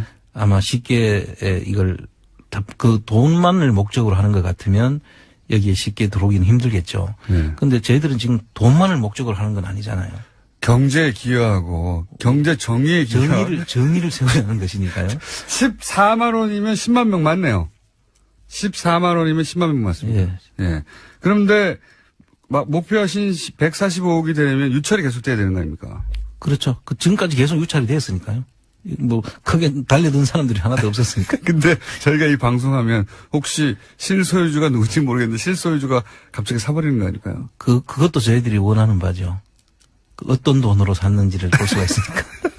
하긴 그렇군요. 이명박 전 대통령은 전 재산을 집 한 채 빼놓고 다 없으니까요. 지금. 다 기부하신 분이니까 140억 가량이 있을 리가 없죠. 그것도 해외 절대 해외 사모펀드를 이용해서 우호주 지분을 확보할 수도 있는데 네. 그럼 그 사모펀드가 또 누구 거라는 것이 밝혀지겠죠. 네, 얼마나 미울까요? 정책님이. 자, 그러면은, 집중적으로 전문가하고 연구를 좀 해 주십시오. 그래서 예. 연구가 다 끝나고 법적 검토가 끝난 다음에, 일시를 정해서 저희가 집중적으로 구매를. 이게 이제 경제도 위하고 경제 정의도 위하는 거죠. 그렇습니다. 개인 경제 차원에서 이렇게 좋은 회사 주식을 사놓으면 좋은 거고요. 그리고 그 과정에서 예를 들어서 실소유주가 밝혀지면 경제 정의에도 좋은 거고요. 그렇습니다. 굉장히 좋은 겁니다. 이거는 이상하지 않으십니까? 그 최초 입찰 당시도 이미 843억이 2배 가까이 실제 가치보다 높게 책정한 거 아닌가 예. 했던 거를 지금 돈을 회수해야 하는 정부에서 오히려 1,500억으로 2배를 올려놓으면 더더욱이 더 그렇습니다. 팔릴 가능성이 낮아지는데 이렇게까지 거꾸로 가는 캠코에 대해서도 한번 문제 삼아야 되는 거 아닌가요? 사실 이 비상장 주식 평가에 대해서는 국세청에서도 그렇고 이 전체 평가하는 방법이 사실 들쑥날쑥해가지고 네. 사실 논란이 많은 네. 부분이긴 합니다. 그런데 국세청에서 상속 받을 때 다르고 네. 상속세로서 물납을 해놨을 때 그 캠코에서 또 평가하는 방법이 다르고 네. 또 몇 년 뒤에 또 다르고 계속 달라질 수 있으니까 여기에 대해서 일단 그 평가 방법이 정확하게 없다는 것은 이제 네. 저희들이 생각을 해야 될 부분이고. 일관된 적어도 일관된 기준으로 이 자산 가치를 평가했는가도 한번 따져봐야 될 것 같고. 예, 그래서 캠코에서 어떤 근거로 해가지고 이 평가를 네. 했는지는 한번 다시 따져봐야 될 부분이라고 봐야 되고. 혹시 그 과정에서 또 뭐 외압이나 혹은 뭐 그런 건 없었는지 이것도 한번 따져봐야 될 것 같고. 목적이 있었는지는 봐야 될 거고 그 부분들이 이제 그 캠코 쪽에 그 계속 공매가 진행이 안 되는 걸로 봐서 의심이 이제 가는 부분이 되죠. 그렇죠. 이게 이렇게 정부는 그냥 세금을 회수하면 되는 겁니다. 예. 근데 이때까지 계속해서 세금을 회수 못 하고 있는 거거든요. 근데 이게 이제 다른 이야기입니다만 청계재단의 5%를 그 전부 기부를 해놨지 않습니까? 예.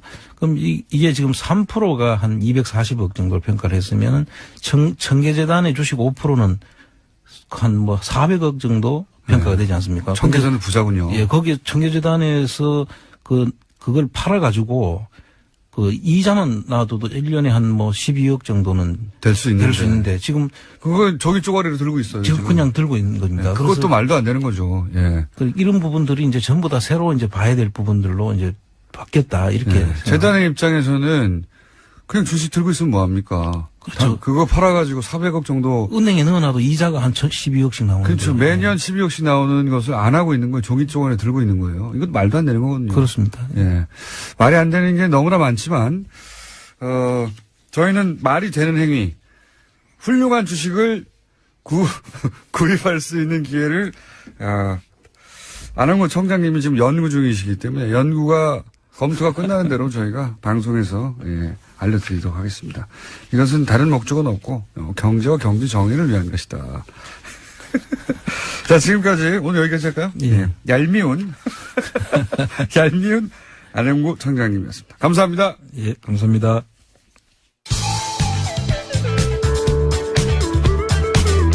김어준이 바라는 것은 오직 진실과 정의 그리고 국입니다.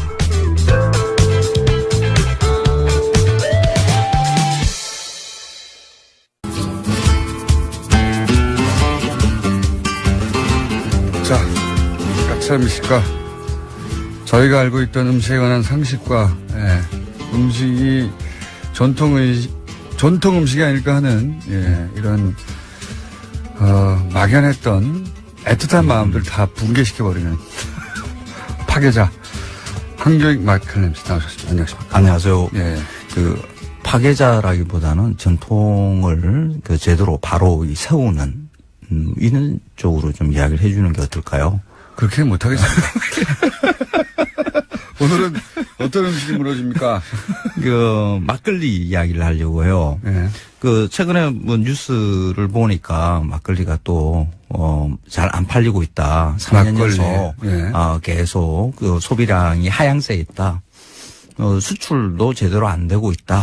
막걸리 한때 뭐 수출 잘 된다는 얘기도 들었던 것 같은데. 그렇죠. 예. 그 이명박 정부 들어서 예. 그 막걸리 세계화 정책을 내놔요. 예. 그리고 뭐 온갖 뭐 행사장에서 막걸리 잔을 들고 경배를 예. 하고 뭐 이러죠. 아 그때 그 막걸리 잔으로 들었던 게 지금도 기억이 나는 게 유리잔에다가 와인잔에다가 막걸리를 넣고 이렇게 건배를 하고 그랬어요. 재밌네요. 예. 그 막걸리는 그 안에 이렇게 부유물이 있기 때문에 예. 유리잔으로 하게 되면 이 얼룩이 심하게 나거든요. 그렇군요. 그 도자기 잔에 드는 게 그게 이유가 있군요. 그런데 무슨 폼 잔으라고 네. 이렇게 막걸리 잔에 들고 막걸리를 와인 잔에다가 막걸리를 그래서 그때 뭐 라이스 와인 뭐 이런 말도 만들어 두고 했었어요. 라이스 막걸리. 와인. 예. 막걸리를 수출하려고 그러면 영어 이름이 있어야 된다고. 예. 근데 그 와인 아니거든요. 그 와인이라는 와인은- 뜻 속에 이미 포도라는 의미가 들어가 있는데요. 그렇죠. 근데 와인은 조금 넓은 의미에서 과일 예. 술. 그러니까 과일은 당도가 좀 높기 때문에 한 14도 이상 올라가면 그냥 자연으로 예. 그 알코올 발효가 일어나요. 이제 그걸 갖다 와인이라 그러고, 그러니까 공부는 그 당도가 낮기 때문에 그냥 곧장 이렇게 알코올 발효가 일어나지 않거든요. 그 전분을 당으로 바꾸는 작업을 해야 돼요. 그래서 보통 그게 이제 메가, 뭐 누룩 이런 게 들어가는 거죠. 그래서 그 누룩으로 전분을 다시 당화해서 이렇게 알코올 발효가 일어나게 하는 이것은 보통 보면 비어라고 이야기를 해야 되는 거죠. 맥주. 아, 그렇죠. 그래서 그 두 개가 이렇게 의면이 다른데 와인이라 그러면 좀 멋스러워 보이지 않을까. 그래서 라이스 와인 뭐 이렇게 하지만 해가지고 그 발효 과정이라는 게 근본을 모르는 명칭이었군요. 그게. 그렇죠. 예. 그래서 그걸 이제 그런 식의 약간 좀 억지스러운 것 같은 거죠. 그 방송 중에 핸드폰을 좀 끄고 좀 해야 되는 A이잖아요. 그게. 제가 잘못했습니다. 끈줄 알았습니다. 네. 그래서 좀 억지스러운 세계화 였죠. 였는데 어쨌든 그래서 수출은 좀 된다고 하지 않았었나요? 뭐 적극적으로 좀 푸시를 한 했었고. 것도 있고요. 왜 이렇게 줄어들고 있는 거죠? 그리고 그때 당시에 일본인 관광객이 크게 늘어났어요. 네. 그래서 한국에 와서 일본인 관광객들이 먹는 그 술 중에 좀 독특한 것 중에 하나가 이 막걸리였거든요. 이 달달한 막걸리. 일본 사람들이 대체로 이게 달달한 것을 좀 좋아해요. 그래서 이 달달한 막걸리를 맛보고 난 다음에 특이하니까, 네. 자기네 나라로 돌아가서 이 막걸리를 찾는 사람들이 많아진 거죠. 그래서 일본 저도 수출량이 기억나는 조금 게 그 많이 시절에 늘어났었어요, 한국에 왔던 일본인들이 예. 막걸리를 찾았어요. 맞아요. 예, 저도 같이 간 기억이 납니다. 근데 시절에. 그 수요가 지속적이지는 못했어요. 그냥 웬만큼 마셔보고, 그냥 이런 술이구나. 그냥 흥미롭게 마시는 것이기는 하지만은, 매번 예. 그렇게 반복적으로, 지속적으로 마실 수 있는 술이다라고 판단을 하지 못한 거죠. 그러면서 이제 그 수출량이 이제 계속 줄어듭니다. 막걸리라는 것이 주로 일본에 수출됐었습니까? 그렇죠. 거기 주로 일본에 수출됐죠. 중국에도 좀 됐고요. 이 막걸리가 과연 그 술로서 그러니까 좀 고급하고 대중화할 수 있고 세계화할 수 있는 술인가 하는 것에 대해서 조금 생각을 좀 해봐야 되거든요. 이런 곡물차, 곡차가 맥주 외에 맥주는 이제 곡차죠. 따지고 보면. 그렇죠. 예. 맥주는 세계적인데 그 외에 있나요? 있죠. 어떤 게 일본에 있어요? 그 사케. 사케 같은 경우. 그러니까 우리 사케를 우리식으로 해석을 한다 그러면 뭐 청주나 약주류 이렇게 되겠죠. 걸러내는 거죠. 그러니까 사케는 세계에서 많이 팔리는데요. 많이 팔리죠. 예. 사케는 사실은 고급주로 해외에서 많이 팔리죠. 그렇죠. 예. 곡물, 우리나라 같이 뭐 사과나 포도나 이런 당도가 높은 그런 과일들이 옛날부터 생산되기 힘든 지역들, 그러니까 일본의 우리나라나 중국의 일부 지역들, 이런 지역에서는 술을 만들 때, 곡물을 사용할 수밖에 없었고요. 거기다 곡물에다가 누룩 넣고 하는 이런 것은 다, 옛날부터 다 전통으로 가지고 있는 거거든요. 특히 일본과 우리나라는 쌀이 좀 풍족하니까 쌀로 빚는 술을 기본으로 하죠. 근데 쌀로 빚는 술에 가장 맨 바닥에 가장 근원적으로 처음부터 나오는 게 막걸리고요. 그 다음에 좀 맑게 걸러내는 게 약주, 청주, 사케 뭐 이런 것이라고 보면 되고요. 그것을 다시 소주 고리에 넣어서 이 걸러내는 것, 이걸 이제 소주 이렇게 보면 되거든요. 그러니까 술의 고급화라고 보자 그러면 이 소주가 제일 위에 정점에 있고요. 그 다음에 약주, 청주가 있고 그 다음에 막걸리 이렇게 있는 거거든요. 그 막걸리는 그 발효 숙성 기간이 짧아요. 그리고 그 안에 쌀과 누룩 등등이 들어가 있는 것을 사실 이제 그 걸러내야 되는 것인데 그러지 않고 그냥 막 냈다고 해서 이제 막걸리라고 단순히 하는 거거든요. 술의 완성도라는 측면에서 보면 좀 낮은 술이군요. 그렇죠. 완성도가. 값싸게 대량으로 생산할 수 있는 술이 막걸리인 거죠. 근데 1960년대까지만 하더라도 이 막걸리가 우리나라에서는 굉장히 많이 팔렸어요. 그 이유가 우리 흔히 막걸리를 농주라 그러지 않습니까? 이게 농민들이 마시기 참 좋은 술이거든요. 중간에 일하면서 막걸리 마시고 든든해진다는 얘기도 하잖아요. 예. 그러니까 노동 중에 마실 수 있는 술이 이 막걸리입니다. 그래서 끼니 역할도 하고요. 든든한 술 기운에 팍 차지는 않으니까 계속 취기를 유지하면서 좀 거친 노동을 이겨낼 수 있는 술로 이 막걸리가 아주 적합하죠. 근데 1960년대 이후부터 우리나라는 이제 산업화로 넘어가지 않습니까? 농민은 줄어들고 노동자로 이렇게 바뀌어 나가는 거죠. 그 노동자는 공장에서 일하면서 술을 마시질 못해요. 노동의 성격이 달라지면서 막걸리가 줄어든 거군요. 전체적으로. 그렇죠. 그래서 당연히 그 산업이 바뀌는 것으로 술의 주종이 바뀌는 것은 뭐 서양이나 다른 나라에도 다 똑같습니다. 그 노동 이후에 그러니까 퇴근하고 난 다음에 마시는 술로서는 막걸리가 좀 적합하지 않은 거죠. 빨리 마시고 빨리 취해야 되거든요. 술 마시는 시간이 많이 줄어들어요. 빨리 먹고 빨리 취하고 다음날 또 출근해야 되기 때문에. 그 모든 나라에서 산업화 과정과 이거 독주의 소비량 증가는 딱 물려 있습니다. 그러니까 퇴근 이후에 짧게 마시고 빨리 취하고 그리고 빨리 깨야 좋은 술이 되는 과정이에요. 그래서 소주 시장으로 넘어가요. 그리고 이제 젊은 그 청년들은 저 서구 취향적인 뭐 통기타와 청바지 세대들에 의한 맥주 붐이 일죠. 그러면서 막걸리가 확 줄어갑니다. 어떤 술을 마시느냐 하는 것은 이 술이 우리의 민족 술이니까 애국심을 발동시켜서 이런 술을 마셔야 된다 하는 것으로는 사실 그건 안 통합니다. 안 통하죠. 짧게 통할 수는 있어요. 짧게. 그 기간. 산업의 그 생활에 맞게끔 그 주요 소비자들이 어떤 삶을 살고 있는가에 그 맞춰지는 술로 소비가 일어날 수밖에 없는 거거든요. 그러면 거기에 맞게 막걸리가 변화하는 방법이 있을까요? 있죠. 지금의 막걸리는 한 7도 좀 독하면 한 9도 뭐 이 정도의 술이에요. 그러니까 원래는 그대로 두면 한 14도 정도까지 알코올 도수가 많이 올라갑니다. 그런데 도수를 낮추는 방법으로 이렇게 물을 타죠. 그렇게 해서 이거는 안홍구 청장님이 잘 아시는데 이게 국세와 관련된 주세가 이렇게 술의 도수에 맞춰져 있거든요. 도수가 낮을수록 그 주세는 좀 싸져요. 그런 이유도 있군요. 그래서 이거 막걸리가 싸거든요.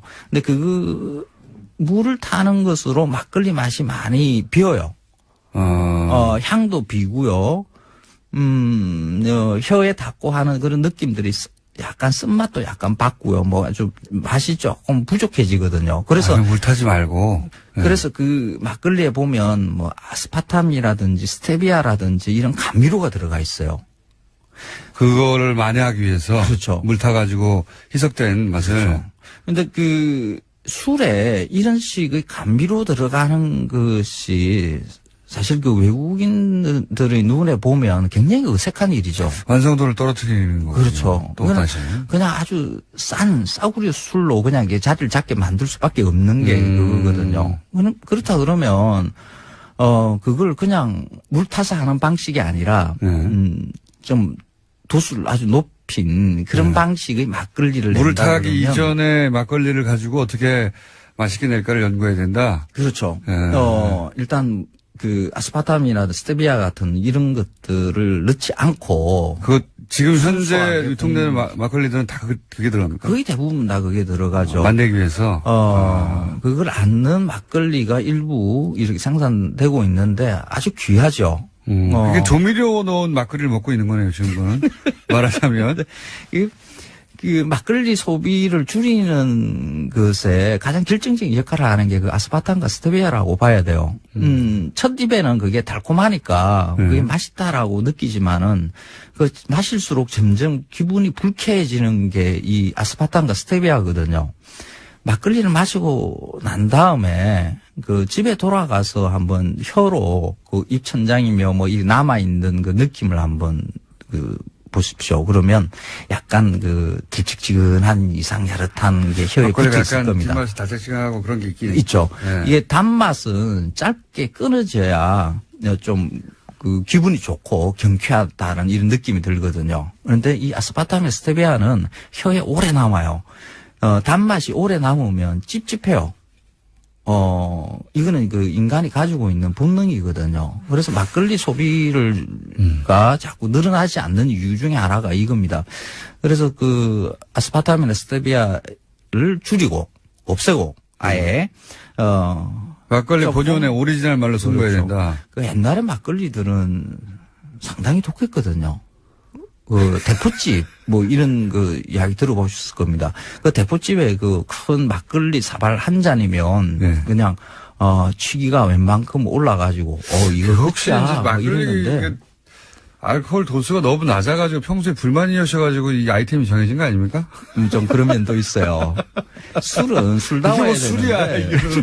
그래서 지금 막걸리를 다시 젊은 그 청에 이렇게 소비를 늘리기 위해서 만들어지는 게 무슨 첨가를 많이 해요. 과일, 뭐 바나나 막걸리도 있고, 뭐 막걸리도 있고, 뭐 그런 게 있어요? 이렇게 자꾸 뭘 집어넣는 방식으로. 혹시 커피 막걸리 이런 거 있어요. 막걸리 카논가 뭔가 하는 그런 것도 제품도 있고 그런데 고민을 많이 하네요 지금. 예. 근데 이런 것은 잠시 유행은 할 수는 있어요.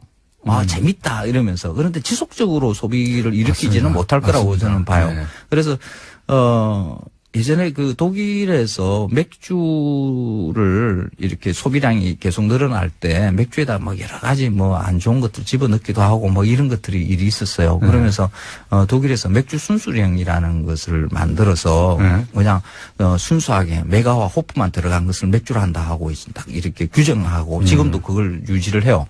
그래서 지금 우리한테 필요한 게 이 막걸리 순수령이 아닌가. 오리지널로 돌아가자. 쌀과 누룩만으로. 네. 이게 원래 막걸리 맛이죠. 그렇죠. 오리지널하다. 물타는 막걸리도 사실 조금 있어야 되겠지만은 그 물타지 않은 아주 순수한 예전에 그 막걸리를 한번 좀 제대로 맛봤으면 그거 맛있어요. 원래 튜닝의 끝은 정말요. 순정입니다. 맞습니다. 예. 네. 황교익 선생님이었습니다. 감사합니다. 예, 고맙습니다. 월요일 뵙겠습니다. 안녕. 자, 뉴스공장에 스스로 박수를 보내고요. 네, 또 이게 주간식 설문이어서요. 좀 그런 면에서 좀 눈에 띄는 점들이 있습니다. 그러니까 주간식으로 가장 신뢰하는 하니까 라디오 프로그램 떠올랐다는 거 아닙니까? 이거 어디서 데스투표를 안 하나요? 다음에 기사를 하나 내주세요.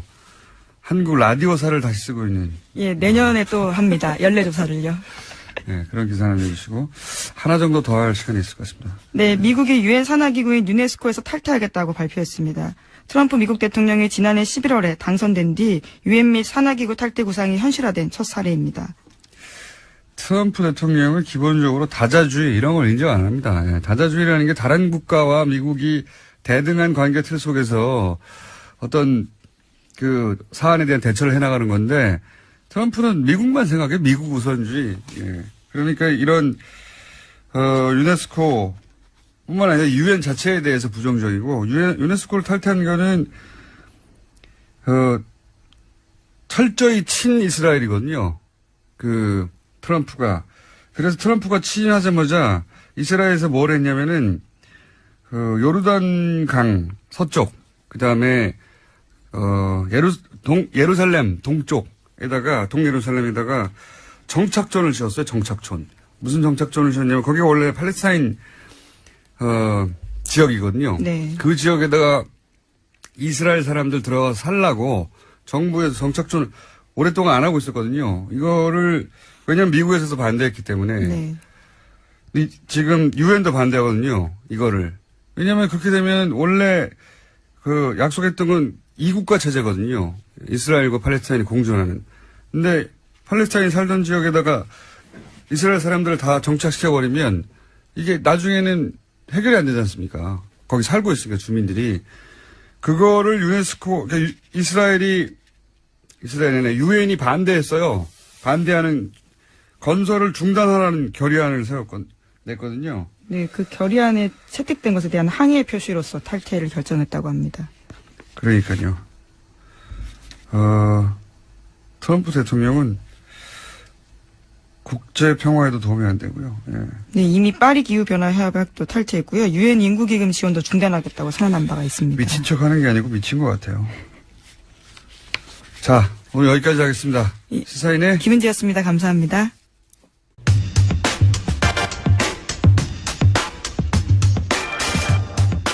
바른정당이 11월 13일 전당대회를 앞두고 분당 위기를 맞고 있는 것 같습니다.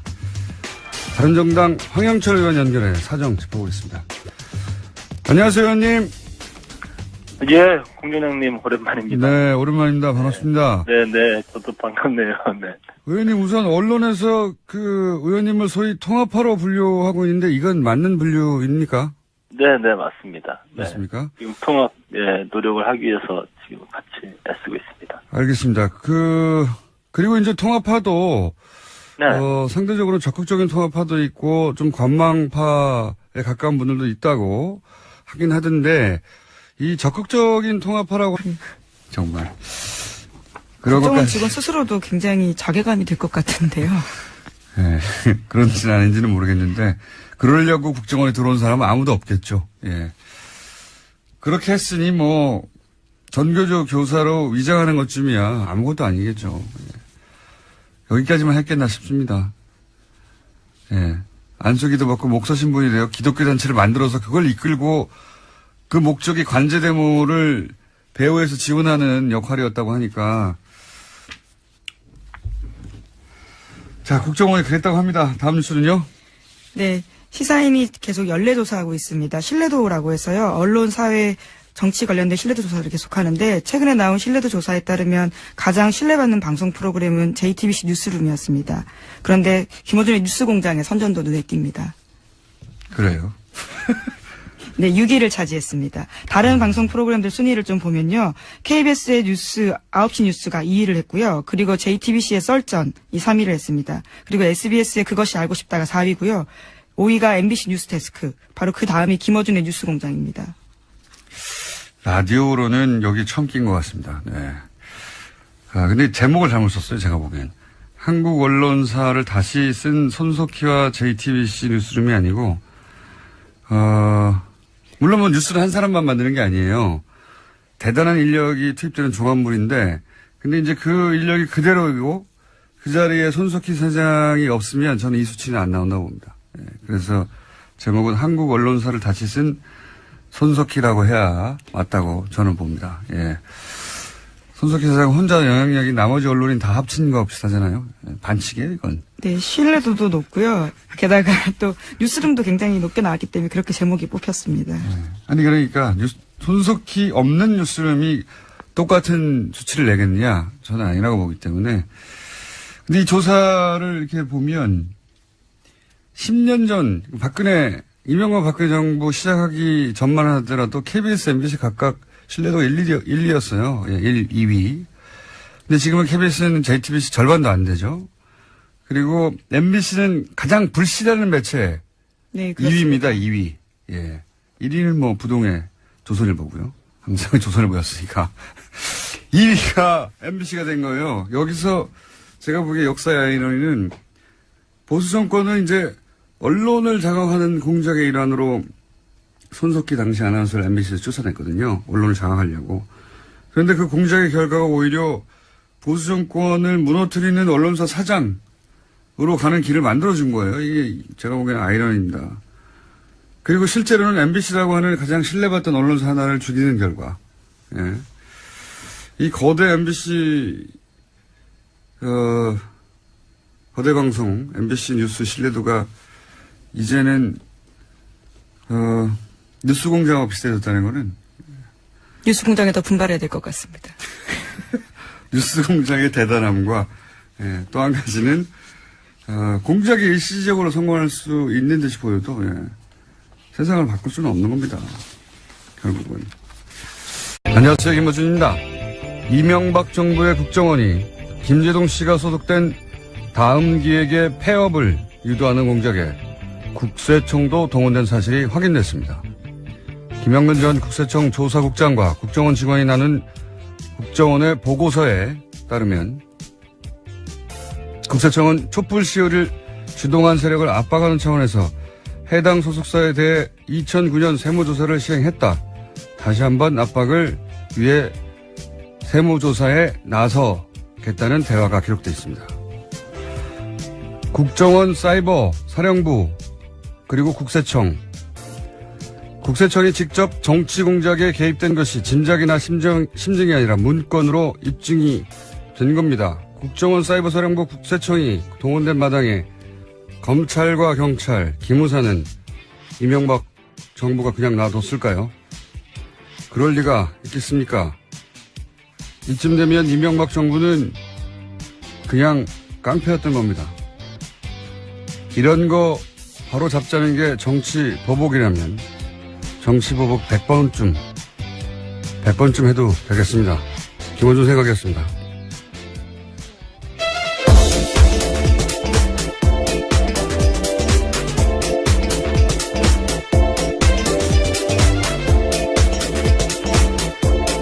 시사인의 김은지입니다. 오프닝을 딱 해보면 오늘은 발음이 70% 세겠다. 40% 이내로 세겠다. 오늘은 한 67% 정도 셀 것 같습니다. 금요일이니까요. 자, 네. 첫 뉴스는요? 네, 어제 청와대가 긴급 기자회견을 열었습니다. 세월호 참사를 박근혜 전 대통령이 보고받은 시점이 조작됐다라고 밝힌 건데요. 박근혜 전 대통령은 이제까지 이렇게 주장해왔습니다. 2014년 4월 16일 오전 10시에 보고받았다라는 건데요. 그보다 30분 빠른 오전 9시 반에 첫 보고가 있었다라는 겁니다. 이 같은 조작은 참사 발생 6개월 뒤에 이루어졌습니다. 뭐 이런 조작은 놀랍지는 않아요. 예, 당연히 그랬겠거니 하는데 생각해보시면 최순실 딸 초등학교 동창 아버지가 자기 사업 좀 봐달라고 하니까 그걸 들고 대통령식이나 돼가지고 재벌가 오너에 가서 여기 봐달라고 한 사람들이잖아요. 놀랍지는 않은데 여기서 핵심은 첫 번째는 대통령이 첫 보고를 받은 게 9시 30분이라는 거거든요. 실제로는. 네, 그렇죠. 내부 문건에 따르면 그렇습니다. 근데 이 9시 30분은 배가 가라앉지 않았을 때예요. 이때는. 3층 객실은 완전히 물 밖에 있었던 시각이란 말이죠. 이때 배에 진입해서 구출했으면 전원 구조가 가능했다는 게 이미 사고 당해 연도 2014년 검찰 조사 결과예요. 네, 그렇죠. 골든타임이었습니다. 이때 보고를 받고 당장 진입해서 구출하라고 했으면 전원 구조 됐던 거예요. 예. 마지막 카톡 메시지가 10시 17분이거든요. 47분간이나 시간이 있었던 겁니다. 이 시간을 다 놓친 거고. 그리고 두 번째는 이제 통화가 됐다고 하는 시간까지 45분이 걸린 거 아닙니까? 그렇게 되면 45분. 무슨 통화까지 45분이 걸립니까? 보고를 하고 나서.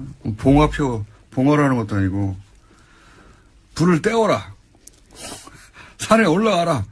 그리고 봉화로 연락해라. 그래야 45분 걸리는 거예요, 요즘은. 그러니까 대통령은 어디서나 연락이 닿는데 당연하잖아요. 국가 비상시에도 즉시 연락이 돼야 되니까. 경호팀이 눈 밖에 나가질 않아요, 절대. 근데 통화가 45분 걸렸다는 건 경호팀도 어떻게 할 수 없는 45분간은 전화조차 받을 수 없는 상황이었다. 예. 그 상태가 뭐냐? 잤냐? 뭐 자는 게 됐습니까? 깨우면 되지? 그래서 이제 여러 차례 언론에 제기됐던 뭔가 시술을 받고 있었던 거 아니냐. 그리고 서로 시술을 받고 있다고 해도 대면 보고도 아니고 전화인데 그렇게 오래 걸렸다는 건 이 청와대 영내 없었던 거 아니냐. 이런 의혹을 가지는 건 너무 자연스러운 거고요. 예. 그 시간 동안 국민들이 죽어가고 있었기 때문에 저는 이건 끝까지 밝혀야 된다고 봅니다. 예. 반드시 밝혀서 후세에 두고두고 교훈으로 남겨야 되는 사안이고, 단순히 30분을 늦췄다가 아닌 거죠.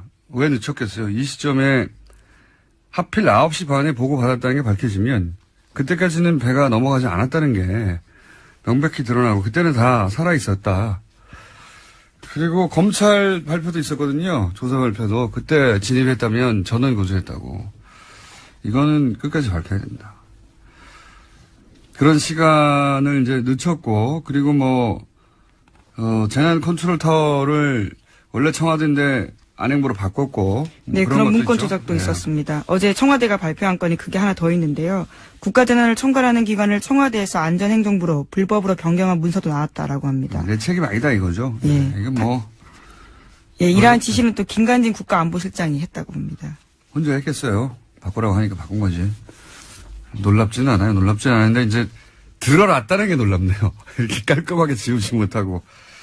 들키지만 않으면 뭐든지 했으니까요. 예. 지금까지 드러난 것만 가지고도 충분히 추정할 수 있는 내용이었는데, 이때까지는 이제 근거가 없어 추정하지 못하다가 이제는 법적 책임도 져야죠. 예, 아주 공식적으로 공개된 사실이 된 겁니다. 자, 다음 뉴스는요? 네, 또 이제까지 세월호 7시간과 관련해서 그 의혹을 은폐하기 위해서 박근혜 정부가 많은 노력을 했다라는 사실도 알려졌었는데요. 또 관련된 문건도 나왔습니다. 더불어민주당의 이재정 의원이 공개한 내용인데, 세월호 특별조사위원회 활동 기간에 작성된 대통령 기록물입니다. 특조위 활동을 막기 위해서 청와대가 다양한 활동들을 했다라는 내용이 쓰여 있습니다. 이것도 놀랍지 않습니다. 예. 대통령이 청와대에서 당시 정상적으로 대응했으면 공개 못할 게 뭐 있습니까? 예. 이렇게 조작하고 있었으니까 공개를 못하는 거죠. 자, 세월호 관련해서 조작한 게 이거밖에 없겠는가? 예. 근본적으로 다시 세월호에 들여다봐야 된다는 생각을 하고요. 자, 다음 뉴스는요? 네, 댓글과 관련된 내용도 계속 전해드리고 있는데요. 군 관련된 소식입니다. 연재욱 옥도경 전 국군사이버사령관이 댓글 활동을 김관진 전 장관에게 보고했다라고 검찰에서 진술했다고 합니다. 이틀 전에 검찰에 두 사람이 나왔었는데 관련된 사실들을 인정한 겁니다. 이 두 사람은 이미 사실은 재판을 받았어요, 관련해서. 그래서 네, 여전히 진행 중이긴 합니다. 한 사람은 선고 유예가 됐고, 한 사람은 집행 유예가 됐어요. 굉장히 가벼운 처벌이죠. 예. 박근혜 정부의 치명적인 재판 관련해서 과연 사법부는 정상적으로 돌아가느냐 의구심이 들 수밖에 없는데, 이 두 사람 모두 김관진 전 장관에 대해서는 무관하다고 했다가, 네. 김관진 전 장관의 구속 기소가 점점 다가오는 것 같습니다. 예. 전방위적으로 한두 건이 아니에요. 당신의 서면조사조차 하지 않고요. 아예 제대로 조사도 안 하고 끝났었습니다. 그렇기 때문에 밝혀질 게 한두 개가 아닙니다. 자, 다음 뉴스는요? 네, 또 이명박 정부 시절 국정원 이야기도 나오는데요. 정교조 교사들의 탈퇴를 유도하는 공작을 벌였다라고 합니다. 국정원 적폐청산 TF가 확인한 내용인데, 국정원 심리전단이 2011년 5월에 원세훈 당시 원장에게 정교조 와해 특수공작 계획을 보고했다고 합니다. 이 팀은요, 배우 문성근 씨와 김여진 씨의 합성 사진을 제작해서 유포한 팀이기도 한데, 정교조 교사로 위장해서 인터넷에 정교조의 문제를 폭로하는 소위 양심선언글을 올리겠다라는 계획을 보고했다고 합니다. 그리고 실제로 다음 아고라에 그와 관련된 글도 올라갔다라고 합니다. 이게 근데 그때 같이 손발을 맞춘 게 보수단체였어요. 보수단체 학부모 연합이 있는데, 이게 어떻게 진행된 거냐면, 보수단체 학부모 연합이 전교조에 탈퇴 요구 편지를 보냅니다. 6만 통. 네, 전국에다가 보냈습니다. 거기도 돈이 꽤 들었습니다. 네. 그 돈도 굉장히 들었고. 예, 3천만 원. 예. 그리고 그런 편지를 받자 그 편지를 받은 가짜 교사가 양심 선언을 하는 시나리오예요. 그냥 된 게 아니고. 예, 이것도 놀랍지 않아요. 예. 전형적인 이제 정례 분열 교란 작전인데, 이 국정원은 국민들을 적으로 상대하고 적으로 상대해서 하는 모든 행위를 다 했기 때문에 이것도 당연히 했을 것 같아요. 왜냐하면 기억하시는지 모르겠는데 국정원 직원이 안수기도를 받아서 목사 신분이 되어서 기독교 단체를 가짜 기독교 단체를 이끌면서 보수단체 관제대모를 후원하는 역할을 했다고 하는 내부 고발이 있었어요. 예. 네, 코믹 영화 소재 같은 이야기인데 실제였다라는 거죠. 벌써 한 1년 가까이 전에 시사저널 발 내부 고발 기사가 있었거든요. 반신반의했을 수도 있어요. 그때는 이걸 보면 그랬겠거니 합니다. 이렇게 되면 추적하다가 배우가 누구야 했더니 기독교 단체가 하나 나오고 이거 누가 운영하는 거야 했더니 진짜 안수 기도를 받은 목사님이 있는 거예요. 근데 알고 보니 한 발 더 들어가면 그 사람이 국정원 직원인 겁니다. 예.